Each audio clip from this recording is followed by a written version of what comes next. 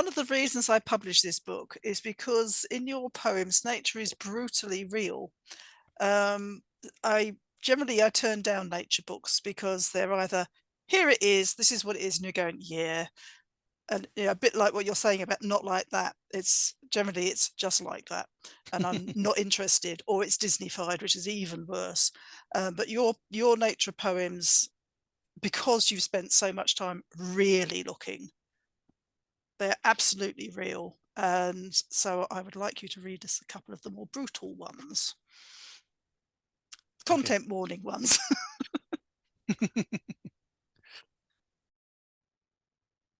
Wounds.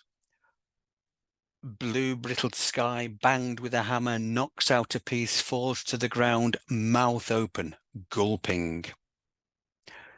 I found a god on the path, a small one. Fluttering, broken-blooded, grounded pilot behind enemy lines, eyes like a drowned village. I picked it up, cupped, as if holding a fledgling angel.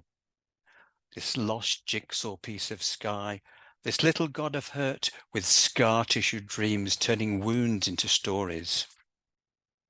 It lifted a wing, pleading. I pulled out a thorn, jabbed it into my heart.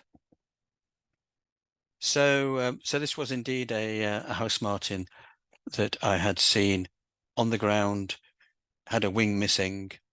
Who knows why, but it had a wing missing. And it was like a whale, a beached whale many miles from the sea. And so that was the starting point of the poem. But I exercised my poetic license in that was the starting point of what was a bit of a story. So so I didn't in fact pick it up. I didn't in fact pull out a thorn or jab it into my heart. That was a story, and that ties into something that I had been reading about Jung and his idea of taking psychological wounds, traumas, and not turning them into not pathologizing them, but looking for stories that they might bring. And so so I say that was the starting point of a story that was inspired by this this very, very sad house martin. A terrible curve, white body extrudes brontosaurus neck up and round to the head, head like an icebreaker, ship glued to a standstill. A Pompeii figure, half an embracing couple caught in the act of being alive.